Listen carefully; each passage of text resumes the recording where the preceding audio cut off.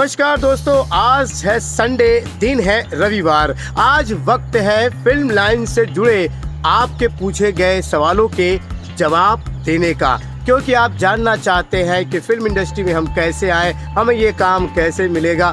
बहुत सारे सवाल मेरी वीडियो के कमेंट बॉक्स में आप पूछते हैं और मैं जवाब देने के लिए हाजिर हूँ। तो चलिए वीडियो की शुरुआत करते हैं। मैं हूँ आपका रामा यादव और आप देख रहे हैं अपना भोजपुरी वन चैनल।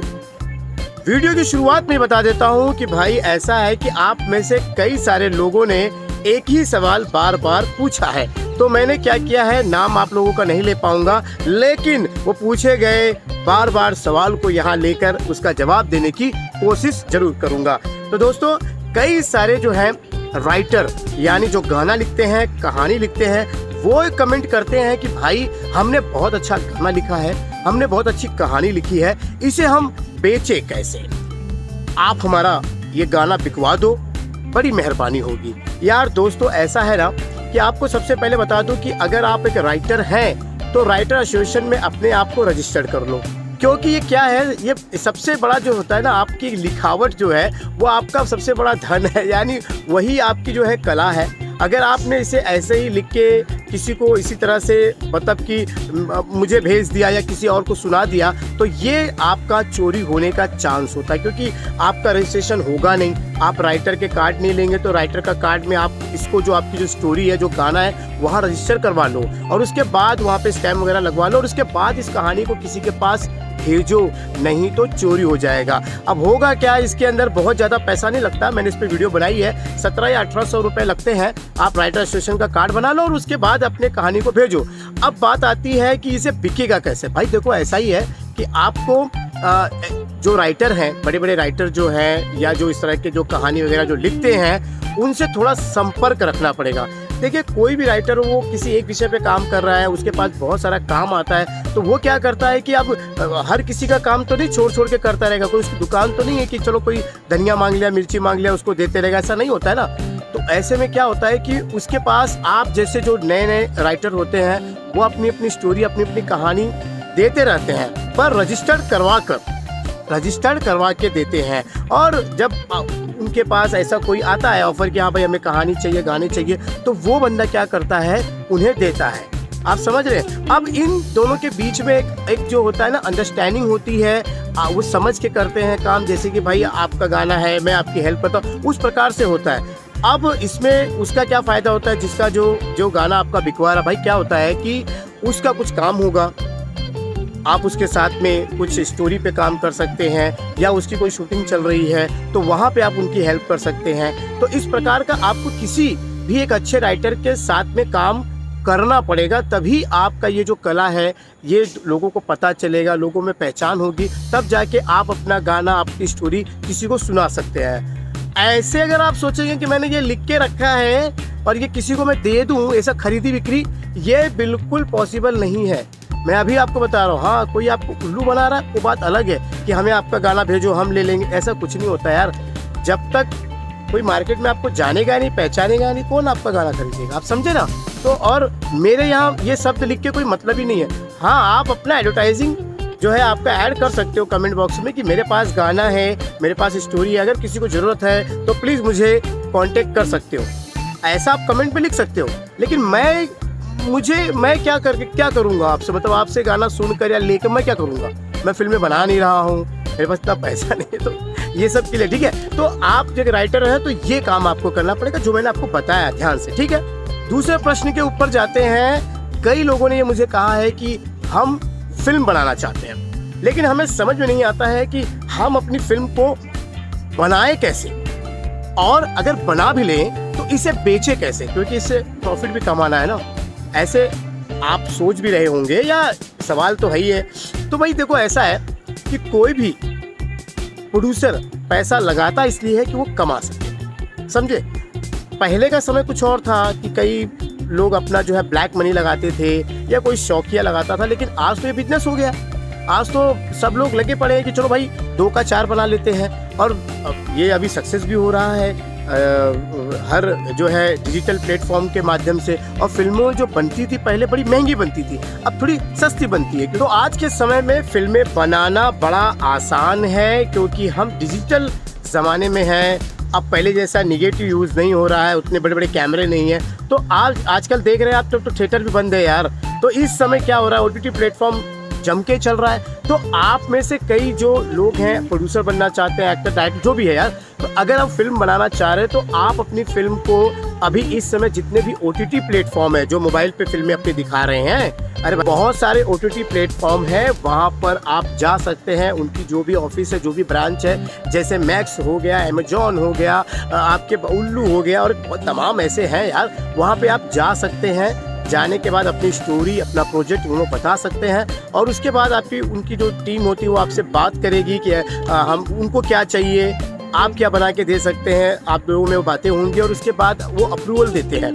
आपको अप्रूवल लेटर भी दे सकते हैं, या आपकी स्टोरी सुनकर वो कह सकते हैं कि ठीक है आप बनाइए, और इसके बाद हम इसको जो है इतने पैसे में खरीदेंगे पर एपिसोड। जैसे आजकल जितने भी वेब सीरीज है वो 8, 9, 10 जो भी मतलब बन रहा है ना एपिसोड, उस हिसाब से वो आपको अप्रूवल देंगे और वो बजट भी आपको बता देंगे, और उसके बाद आप उसे बनाइए। तो एक मोटा मोटा आपको बताता हूँ कि समझो कि एक जो वेब सीरीज है वो समझो कि 1 लाख में उन्होंने बता दिया कि हम आपका एक एपिसोड 1 लाख में खरीदेंगे। अब आपको क्या करना पड़ेगा भाई, वही क्वालिटी, वो सब क्वालिटी वगैरह सब मांगेगा, आर्टिस्ट वगैरह सारे कुछ वो सब मतलब डिसाइड कर लेंगे, सारी बातें हो जाएंगी। अब आपको 1 लाख से कम में वो बनाना है, आप समझ रहे। तो OTT प्लेटफॉर्म वाले क्या करते हैं कि जो भी बनाते हैं वो वहाँ उन्हें पता है कि हमारा जो है एक एपिसोड 1 लाख में जाएगा, तो वो यहाँ पर आके वो अपना जो एपिसोड है, एक एपिसोड वो सोचते हैं कि हमें 70 से 80 हज़ार में बन जाए, समझ रहे आपको। तो 70 से 80 हज़ार में बनेगा तो उन्हें कम से कम जो है कि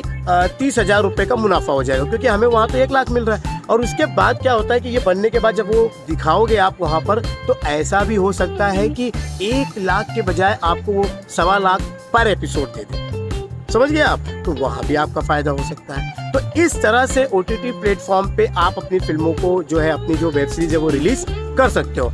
अब बात करते हैं फिल्मों की। देखो फिल्म में क्या होता है कि जो फिल्म बनाते हैं वो सबसे पहले ही जो है डिस्ट्रीब्यूटर जो होते हैं, जो भारत के अलग अलग राज्यों में अलग अलग डिस्ट्रीब्यूटर हैं जो थिएटर को हायर करके आपकी फिल्मों को चलाते हैं, और वो जो आपकी फिल्में वो जो खरीदते हैं और फिर वो जो थिएटर में चलाते हैं, उससे जो मुनाफा होता है उस मुनाफे का कुछ हिस्सा आपको और कुछ हिस्सा अपने पास रखते हैं। तो ये क्या होता है, डिस्ट्रीब्यूटर को पहले ही उनसे बात कर ली जाती है कि इस समय कौन मार्केट में चल रहा है, मैं इतने की फिल्म बनाऊंगा तो आप कितने में ये फिल्म लेंगे, इस बाजार मार्केट क्या होगा। तो भाई डिस्ट्रीब्यूटर से बात करना बहुत ज़रूरी होती है, और तभी डिस्ट्रीब्यूटर ही तो बताता है। ऐसे बहुत सारी, अभी मैं भोजपुरी फिल्मों की बात करता हूँ कि भाई डिस्ट्रीब्यूटर डिसाइड करता है कि आप इन आर्टिस्ट को लेकर फिल्म बनाइए, पक्का मैं इतने में एक जो है हम राजस्थान के जो डिस्ट्रीब्यूटर है वो ले लेंगे इतने में, यूपी के डिस्ट्रीब्यूटर कुछ इतने में ले लेंगे, दिल्ली के डिस्ट्रीब्यूटर इतने में। तो आपकी फिल्म क्या होता है कि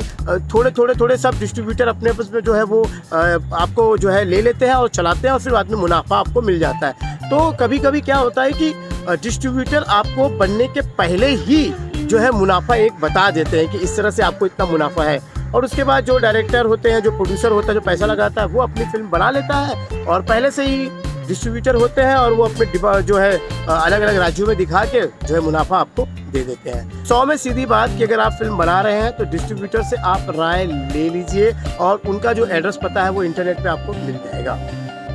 तीसरा जो है कमेंट मैंने लिया है कि ये बार बार ये जो है कि पूछते रहते हैं अलग अलग लोग जो कि ये फिल्मों में गोली कैसे चलती है, यानी बंदूक वाली वीडियो बनाइए, बताइए कि कैसे ये जो है स्टंट वाला काम होता है, ब्लास्टिंग वाला काम होता है। तो देखिए दोस्तों, ऐसा है कि बंदूक वगैरह जो होती है उसके लिए एक अलग से एक जो है स्टंट जो मास्टर, यानी जो मार धाड़ वाले जो होते हैं ना, वो फाइट मास्टर, वो जो है इस चीज़ को जो है सारा कुछ करते हैं। कहानी के हिसाब से क्या होता है कि डायरेक्टर जब फाइट का सीक्वेंस आता है तो उसमें फाइट मास्टर को बुलाता है। वो फाइट मास्टर जो वो फिर अपने हिसाब से उस सीन को डायरेक्ट करता है। जो नॉर्मल डायरेक्टर होता है वो फाइट मास्टर का काम नहीं करता है, बात ध्यान रखिएगा। फाइट का सीन आया तो फाइट मास्टर आएगा, यानी उसको डायरेक्ट करेगा फाइट मास्टर। इसके बाद उसी प्रकार से अगर गाने का आया तो डांस मास्टर करेगा। तो भाई इसी तरीके से वो फाइट मास्टर वहाँ पे पहुँचते हैं और वो अपने हिसाब से जो है मार धाड़, जो उनका जो भी हथियार, बंदूक वगैरह जो इस्तेमाल करना होता है, फिर वो वहाँ पे इस्तेमाल करते हैं। और फिल्मों में असली और नकली बंदूक इस्तेमाल होता है। असली जो इस बंदूक वगैरह होती है वो क्लोज शॉट के लिए यूज़ होती है। जैसे कि मैं अभी ऐसा करूँगा तो यहाँ पे दिख रहा है सब कुछ, तो यहाँ पर असली यूज़ करेंगे। लेकिन जब वो गिरना या उसको लेके भागना वगैरह होता है तो भाई वहाँ पर डमी आता है, यानी डमी मतलब नकली बंदूक आती है और उसको फिर जो होता है सेम असली की तरह दिखाई देती है। तो वो, और आपको बता दूं कि कभी कभी क्या होता है कि कुछ सीन में आपने देखा होगा कि कुछ गोली वोली का इफेक्ट वगैरह आता है, तो वो तो यार VFX वगैरह से भी किया जाता है। और लेकिन आपको मैंने एक वीडियो बनाई है इसके ऊपर कि असली नकली इस्तेमाल कौन कौन से होते हैं, लेकिन बंदूक को भी मैं किसी दिन आपके सामने लेके आऊँगा, दिखाऊँगा जरूर, ठीक है। अगले सवाल की तरफ जाते हैं। बहुत सारे लोग जो हैं टेलर यानी जो कपड़ा वगैरह सिलते हैं, उन्होंने कई बार ये सवाल पूछा है कि हम जो है कपड़ा सिलने का काम करते हैं, हम टेलर हैं, तो क्या हमें फिल्म इंडस्ट्री में काम करने का मौका मिल सकता है? जी बिल्कुल, अगर आप कपड़ा सिलने का काम करते हैं तो एक हिसाब से आप इंडस्ट्री में काम कर सकते हैं। अब आपका डिपार्टमेंट कौन सा पता है? Dress department. ड्रेस मतलब जो कपड़े हीरो हीरोइन पहनते हैं भाई, उन्हें भी डिज़ाइन किया जाता है। और डिज़ाइन के साथ साथ ये कौन करता है डिज़ाइन? ये जो फैशन डिज़ाइनर जो होते हैं वो तो करते ही हैं, साथ में जो उनके आर्टिस्ट के जो अपने उनके होते हैं जो कपड़े वगैरह सिलवाते हैं, तो भाई वो स्पेशल उनके तो आर्टिस्ट के डिज़ाइनर होते हैं, वो अपने कपड़े देते ही देते हैं। साथ में क्या होता है कि जो सेट पर जो शूटिंग के समय में बहुत सारे जो आर्टिस्टों के कपड़े होते हैं, वहाँ पर जो प्रोडक्शन का एक टेलर या फिर ड्रेस डिपार्टमेंट का एक जो टेलर होता ही होता है। आप जितने भी फिल्मों के, सीरियल के, वेब सीरीज वगैरह के शूटिंग देखते हैं, वहाँ पर ड्रेस डिपार्टमेंट होता है और वहाँ पर एक भैया जो है अपनी मशीन लेकर बैठे रहते हैं, मतलब टेलर। और वो कभी भी क्या होता है कि शूटिंग पर किसी के कपड़े छोटे बड़े कुछ भी हो जाता है, हो गया सेट पर, तो ऑन द स्पॉट उसे सिलने के लिए वहाँ पर जो है मास्टर जो होते हैं, जो टेलर मास्टर होते हैं, वो वहाँ पर होते हैं और तुरंत जो है सिलकर जो है दे देते हैं और सेट पर काम इसी प्रकार से होता है। आप टेलर हैं तो आप इंडस्ट्री में आना चाहते हैं, अपना काम करना चाहते हैं, तो आप जो इंडस्ट्री के जो ड्रेस डिज़ाइनर हैं उनसे आपको बात करनी पड़ेगी और वही आपको जो है अपने सेट पर रखेंगे या फिर आपको काम देंगे, क्योंकि उनका काम ही होता है कि एक जो है टेलर मास्टर को वहाँ पर जो है ना रखना ही पड़ता है। तो आप कर सकते हैं ये काम।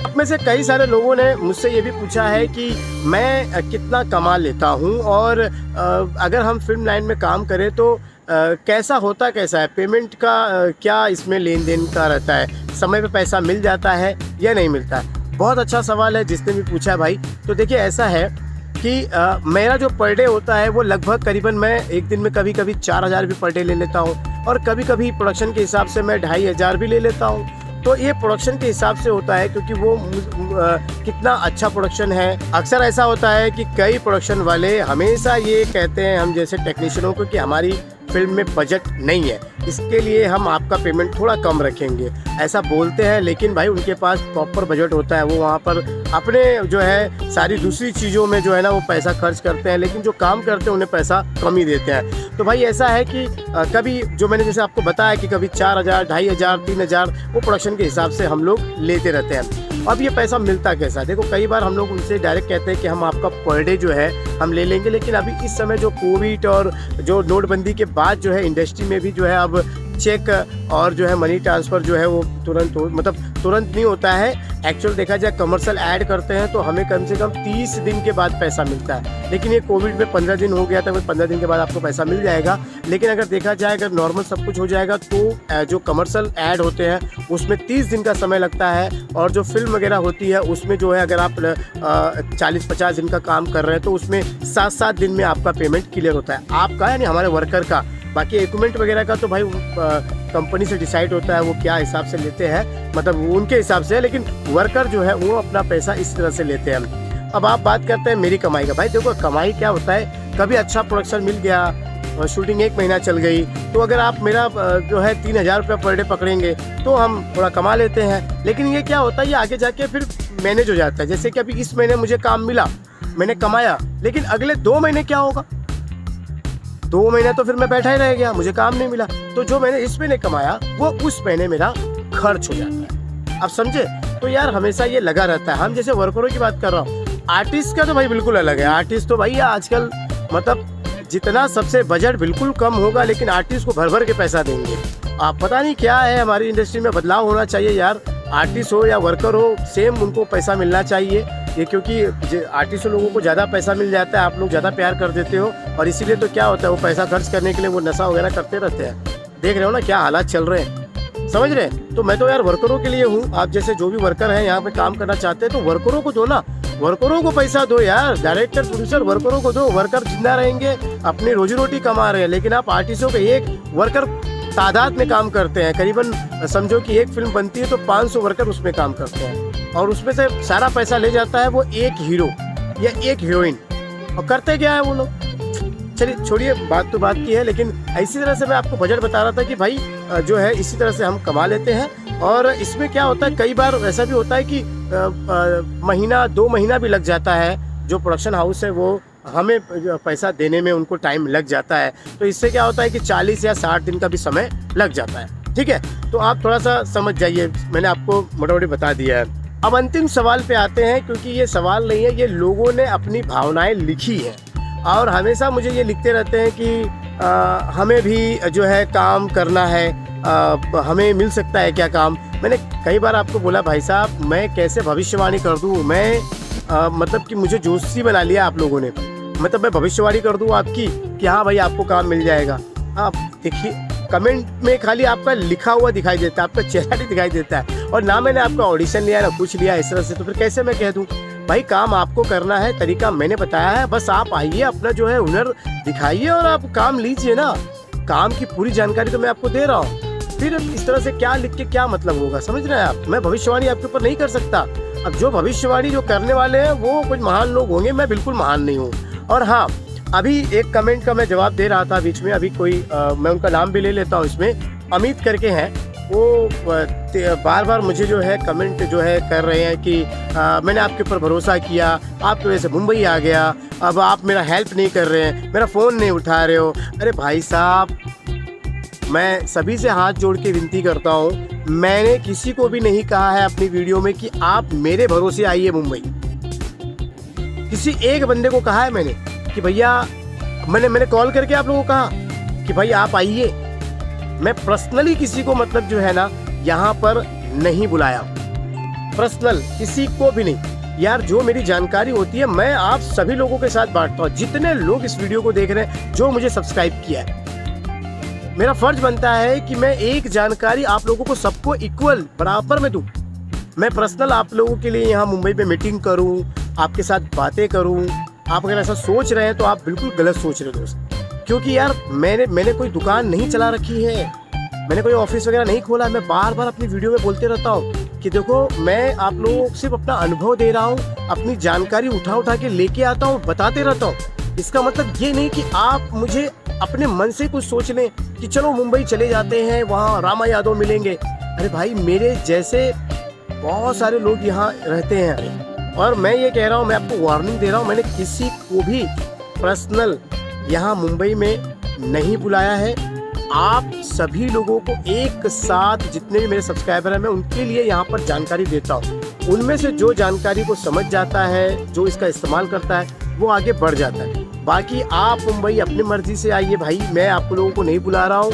आपको जो काम है या आपको करना है, जो भी है, आप अपनी मर्जी से आइए। तो प्लीज़ यार, मैं आपसे हाथ जोड़ता हूँ, आप गलत फहमी में ना रहें। रामा यादव आपको पर्सनली नहीं बुलाता, ना आपको कॉल करता है। हाँ, और जो मेरा जो फ़ोन नंबर है, मैंने पहले ही कह रखा है, जिन लोगों ने मेरा फ़ोन नंबर जो है लिया है वीडियो से या जैसे भी कुछ प्राप्त किया है, उनको मैंने पहले ही वहाँ पे मैसेज कर रखा है व्हाट्सएप वगैरह पे कि भाई मैं आपको काम नहीं दे सकता, और अगर मेरे पास समय रहेगा तो मैं आपका कॉल उठाऊँगा, नहीं तो मैं कोई भी यहाँ पर मतलब कि मैं आपका ज़बरदस्ती कॉल उठाऊँगा, ऐसा बिल्कुल नहीं है। ठीक है, तो चलिए, मुझे उम्मीद है कि मैंने जो आज जो सवाल थे वो आपके जवाब सही सही दे दिए हैं, आपको समझ में आ गया है। तो चलिए, आगे भी बहुत सारी वीडियो आती रहेगी। उम्मीद है कि आपको ये वीडियो अच्छा लगा होगा, तो यार लाइक देके जाइएगा, रात हो गई है। चलिए, और जो बिल्कुल नए हैं इस चैनल को देख रहे हैं, तो भाई साहब आप फिल्म लाइन की जानकारी वाली वीडियो में बनाते रहता हूँ। कोई सवाल है तो कमेंट बॉक्स में जरूर पूछिएगा, अगले संडे उसका जवाब जरूर दूंगा। ठीक है, और हाँ, चैनल को सब्सक्राइब कर लो, वरना इस वीडियो को आप ढूंढते रह जाएंगे। तो चलिए, आज के लिए बस इतना ही, मिलते हैं अगले वीडियो में, तब तक के लिए नमस्कार।